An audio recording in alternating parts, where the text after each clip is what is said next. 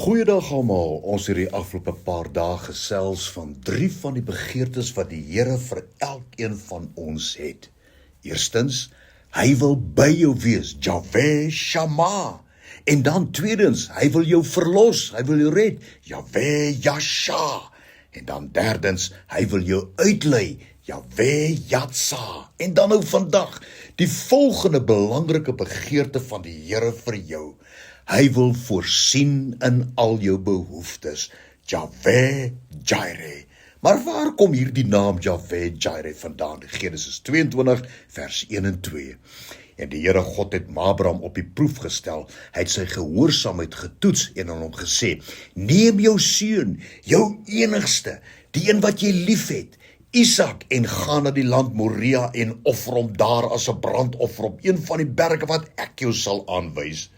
Nou, dit moes vir Abraham geweldig moeilik gewees het om hierdie opdrag uit te voer. Ismael is weg, nou moet hy Isak gaan offer. Maar Abraham se onmiddellike gehoorsaamheid dui daarop dat die eerste 3 begeertes van die Here vir hom 'n absolute lewenswyse was.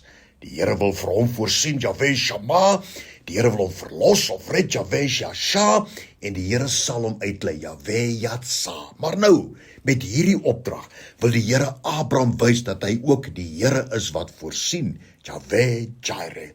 Op pad na die berg, oomblikke voor hy sy enigste, die een wat hy liefhet, Isak moes offer, spreek Abraham sy geloof in die Here profeties uit in sy gesprek met sy seun Isak, Genesis 22 vers 7 en 8.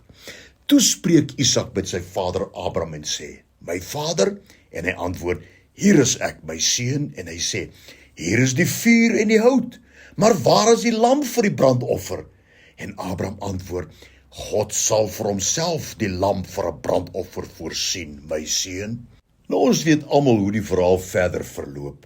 En toe die Here die ram vir die offer voorsien, roep Abraham in oorwinning uit, Genesis 22 vers 14. En Abraham het die plek genoem, die Here sal voorsien, Yahweh Jireh, sodat vandag nog gesê word, op die berg van die Here sal dit voorsien word.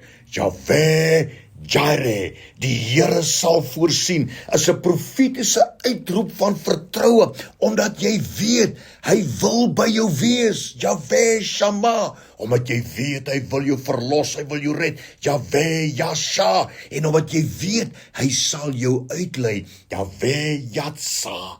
En nou, omdat jy behoefte het om gehelp te word, omdat jy dalk iets dringend nodig het, kan jy ook profeties uitroep, Yahweh Jireh, die Here sal voorsien, want die Here wil voorsien.